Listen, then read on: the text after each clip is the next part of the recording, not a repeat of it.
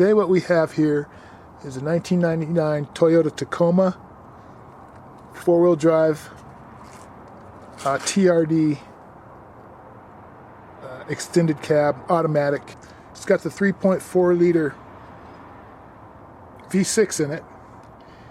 And the problems we were having, we were getting check engine lights that wouldn't go off. What you have to do to make sure the fire is good first. So what you have to do is you have to do a major tune-up on it. That's why we have brand new plug wires on it.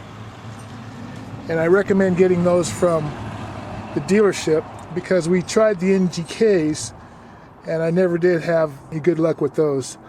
The NGKs, this plug wire that goes all the way to the back over here, never did fire correctly, even when the plug wires were brand new.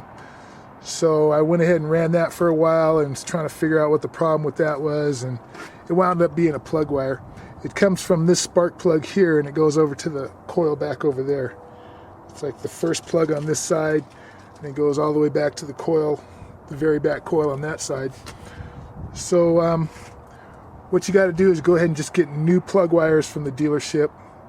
Those are pretty much 90 bucks or whatever, but at least they have a good seal and they make sure that your spark is getting from the plugs to the coils. Okay, then you have to make sure you have new plugs in there. And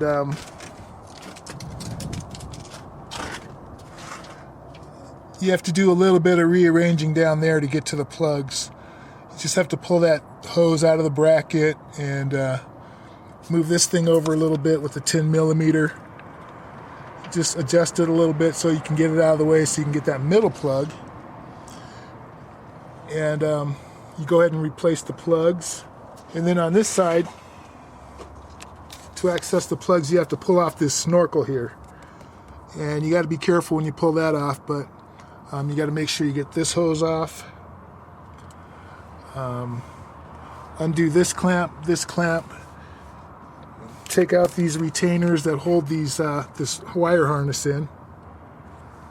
You just got to stick a screwdriver in there behind there and release them so they come out. You have to pull off this hose here and disconnect the bracket right there. And that's how you get this this snorkel off here.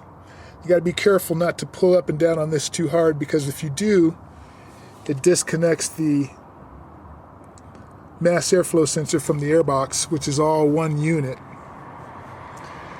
And when you do that, you have to get a whole new setup here, or you have to just go ahead and JB weld this back together. And we've done that, so we don't have to worry about that coming apart again. You have to do all that just so you can get the coils. And there's a coil right there. The other coil's under there. The other coil's under there. So that's why you have to remove that snorkel to get to those coils. Okay, once you get your plugs and your coils together and you get your plug wires down, then you should take care of whatever misfire you got going on. So they'll take away that check engine light. Okay, so since you have it running good, and then you go ahead and drive it for a while and stupid check engine light pops on again, you're like, what the heck is that? It's running great. What's going on? Why am I getting a check engine light? You go to your brother's that has a scanner and he plugs it in for you and he finds out you have a lean code. And you're like, what the heck is going on with the lean code? And that means there's a vacuum leak somewhere. So what happens is you go ahead and look for you check out your vacuum hoses. And you're like, well, where do I even start? How can I look at all these and see what's going on? So what happened was me and my brother were looking under here to see for some cracked vacuum hoses, and the ones that we found was this right here. It's right on top of the intake, right here.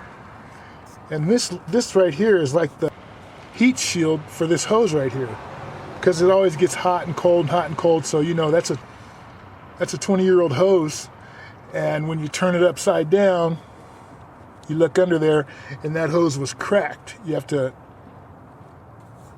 just replace this hose right here, and if you have to cut it back far, because all this right here is brittle. So you have to cut it back far. You have to find the right size hose. I believe it's 3/8. And then you got to go ahead and splice that part back up into there. You put a vacuum tee down here.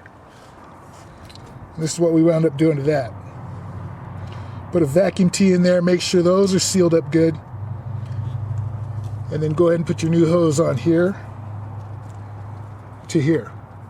Because there was a crack under there. It got so brittle and old and hot and cold for so long that there was a crack under there missing. You couldn't even see it.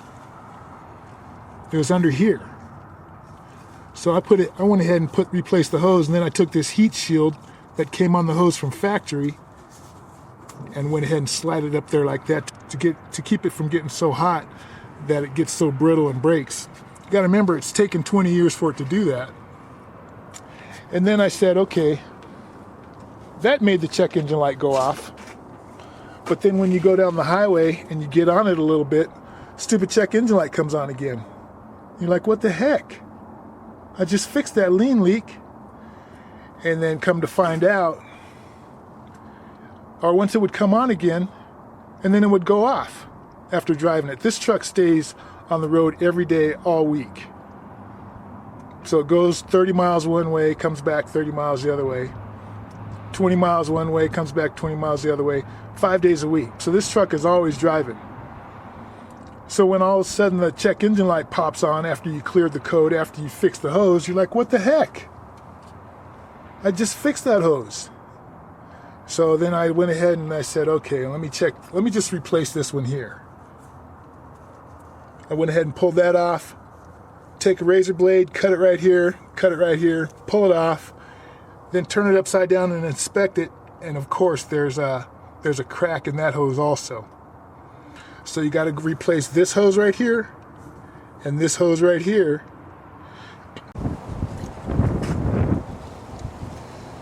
This one here needs to be replaced. Goes to here, right here.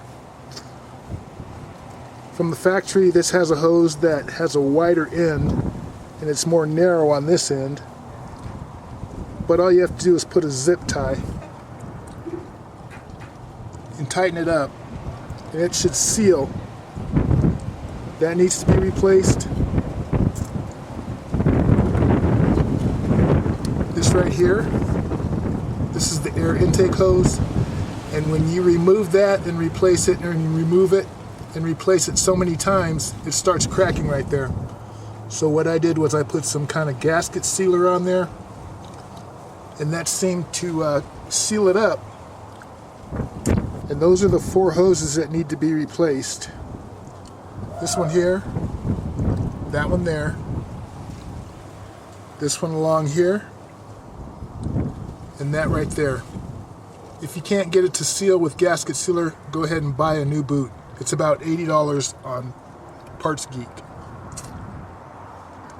And doing those, repairing those hoses, are what took away the lean code that this car was giving. So it's proven. I got on it the other day, stood on it pretty hard, getting into traffic on the highway. Check engine light did not come on. And ever since, it's been gone. So there's no check engine light that pops up anymore, and the truck runs beautiful. So that's what I wanted to share with you. Hope it helps out.